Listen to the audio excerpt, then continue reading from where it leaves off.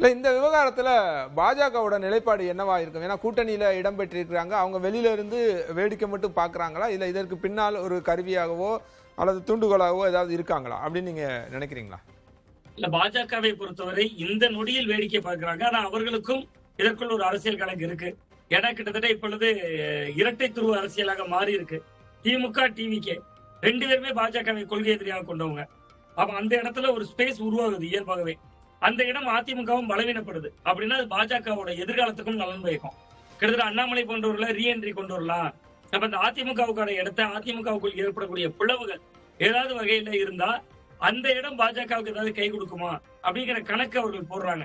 But இந்த நொடி வரையிலும் அவர்கள் யாருடைய பக்கமும் இல்ல அப்படிங்கறதா தெளிவா தெரியுது. ஒருவேளை பாஜகவினுடைய தலையீடு மிதமிஞ்சி இருந்தா சி.வி. சண்முகம், எஸ்.பி. வேலுமணி போன்றவர்கள் இந்த அளவுக்கு கூட பிளே பண்ண மாட்டாங்க. எஸ்.பி. வேலுமணி அவர்கள் சற்றேறக்குறைய RSS பிஜேபியோட கொஞ்சம் நெருக்கம் கொண்டவர். ஈசா யோகா நிகழ்வுல கூட கடைசியாக மத்திய அமைச்சர்களோட எல்லாம் கலந்து கொண்டவர். சோ அந்த அடிப்படையில நம்ம பார்க்க வேண்டியிருக்கு. பாஜக இந்த நொடியில பிளே பண்ணல எதுவும். ஏன்னா அவங்களுக்கு ஒரே ஒரு எம்எல்ஏ தான் இருக்காரு. அவரே பாருங்க தாவேகா அரசுக்கு நடுநிலை தான் வைத்தார், எதிர்த்து வாக்களிக்கல. அதிமுக ஒரு டீம் எதிர்க்கிறாங்க, அதிமுக இன்னொரு பிளவுபட்ட டீம் 20. அந்த கேள்விதான் முக்கியமானது. எதற்காக அவங்க நடுநிலை வைக்கணும்? ஒண்ணு எதிர்த்து வாக்களிச்சிருக்கணும், இல்ல ஆதரவா வாக்களிக்கணும். ஆதரவா வாக்களிக்கிறதுக்கான வாய்ப்புகள் இல்லை அப்படின்னா எதிர்த்து வாக்களித்திருக்கணும். ஏன் நடுநிலை வைக்க வேண்டியது? நிச்சயமா சார், அவர்கள் எதிர்த்து வாக்களித்திருந்தால் அதிமுகவின் 2 கூறுகள்ல ஏதோ ஒன்றை ஆதரித்தது போல இருக்கும். ஆதரித்து வாக்களிக்க முடியாது நீங்க சொன்னது போல. அப்ப எதிர்த்து வாக்களித்தால் எடப்பாடி பழனிசாமி அவர்களின் பக்கம் அரணாக நின்றது பாஜக அப்படிங்கிற பெயர் வந்துரும் நினைத்திருக்கலாம். அப்ப டெல்லியினுடைய அங்கதான் என்னோட கேள்வி. அப்ப மறைமுகமா எஸ்.பி. வேலுமணி, சி.வி. சண்முகம் அணிக்கு ஏதோ ஒரு வகையில அவங்க உதவுறாங்க, இல்ல அவங்க பின்னணியில இருக்காங்க அப்படின்ற கேள்வி வருது இல்ல? ஆமா, அந்த பிளவை அவர்கள் ரசிக்கிறார்கள். அதான் நான் சொன்னேன். கிட்டத்தட்ட இன்னைக்கு 2 கூறுகளா உடைந்து விட்டது. ஒரு கூறு தமிழக வெற்றி கழகம், இன்னொரு கூறு திராவிட முன்னேற்ற கழகம். 2மே பாஜக எதிர்ப்பு இயக்கங்கள். ஒன்று பாஜக ஆதரவு இயக்கமாக இருக்கிறது அதிமுக. அது பிளவுபடுகிற பொழுது அந்த வலதுசாரித்துவ சிந்தனை கொண்டவர்கள் அல்லது அதிமுக ஒரு பிரிவினர் பாஜகவுக்குள்ள ஐக்கியமானாலும் பாஜகவுக்கு லாபம். இன்னொன்று எடப்பாடி பழனிசாமி அவர்களாலதான் இந்த தோல்வின்னு பாஜக நினைக்கிறாங்க. அவர் சேர்த்துக் கொள்ளல. கடைசி அண்ணாமலையை நீக்கினாங்க. அதற்கு பின்பு பல நிபந்தனைகள் அவருக்கு விதிக்கப்பட்டது. எங்களை முதல்வர் வேட்பாளர் அவர் சொல்லணும்னு சொன்னாங்க. 3 கூட்டம் வந்தாருங்க பிரதமர் மோடியே. 3 கூட்டம் வர்றாரு. மதுரை வர்றாரு, மதுராந்தகம் வர்றாரு, திருச்சி வர்றாரு. கூட்டணி ஜெல்லாகல. அமமுகவை இணைக்கிறதுல நிபந்தனைகள் விதித்தார், கடைசி சேர்த்துக் கொண்டார். அமமுகவினுடைய நிலை போக பாட்டாளி மக்கள் கட்சியில 2 பிரிவுகள் பிளவுபட்டது. பாஜக நிறைய கிரவுண்ட் ஒர்க் பண்ணாங்க. ஜெயிக்காத தொகுதிகளை கொடுத்துட்டாரு. அமைச்சர்களை எதிர்த்து பாஜக நிறுத்தினார். அந்த தொகுதிகள்லாம் பாருங்க தாவேகா ஜெயித்திருச்சு.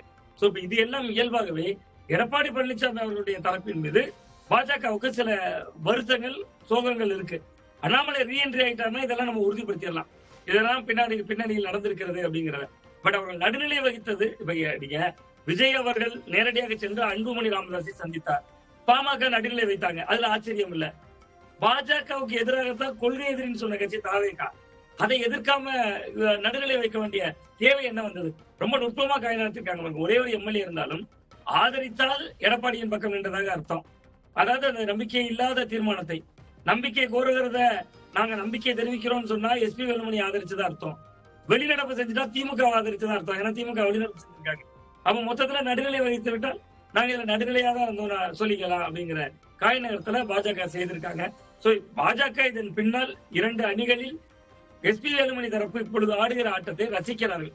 அதுல தலையீடு என்பதை விட ரசிக்கிறார்கள். அந்த ரசிப்பு எவ்வளவு காலம் என்பதுதான் இதனுடைய கிளைமேக்ஸ். வெளியில இருந்து வேடிக்கை பாக்குறாங்க அப்படின்னு புரிஞ்சுக்கலாம். நீங்க பேசும்போது குறிப்பிட்டீங்க அண்ணாமலை மீண்டும் உள்ளே வர்றதுக்கான வாய்ப்புகள் இருக்குன்னு. அதுக்கு எந்த அளவுக்கு சாத்தியங்கள் இருக்கு? ஏன்னா இப்ப கடந்த ஒரு சில நாட்களாக அல்லது ஒரு வாரமா இந்த பேச்சு சமூக வலைத்தளங்களும் சரி, அரசியல் பார்வையாளர்கள் மத்தியிலும் பேசப்பட்டுக்கிட்டே வருது. அண்ணாமலை மீண்டும் தமிழக பாஜகவில் களமிறக்கப்படலாம் அப்படின்ற ஒரு பார்வை இருக்கு. அதை எந்த அளவுக்கு உண்மைன்னு நினைக்கிறீங்க? இல்ல, அண்ணாமலையை பொறுத்த வரைக்கும் அவருக்கு இந்த அரசியல் இந்த 2026 சட்டமன்ற தேர்தல் முடிவு வருகிற வரைக்கும் தான் ஓய்வு காலமாக கொடுத்திருந்தாங்க. கிட்டத்தட்ட அது வரைக்கும் அமைதியா இருங்க அப்படின்னாங்க. அவர் சட்டமன்ற தேர்தலில் போட்டியும் போடல. ரொம்ப அவர் பிஜேபியும் நிறைய சேலஞ்ச் பண்ணிட்டாரு.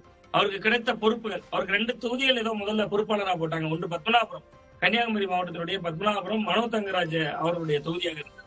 அந்த தொகுதியும் இன்னொன்னு ஒரு தொகுதியும் போட பொழுது அவர் நான் தமிழகம் முழுவதும் பயணிக்கணும்னு நினைத்தேன், 2 தொகுதிகள்ல மட்டும் போறாங்க, அப்பாவுக்கு உடல்நிலை சரியில்லைன்னு ஸ்கூல்ல லீவ் லெட்டர் கொடுக்குற மாதிரி காரணங்கள்லாம் சொல்லி அவர் அதெல்லாம் பின்வாங்கி இருந்தார்.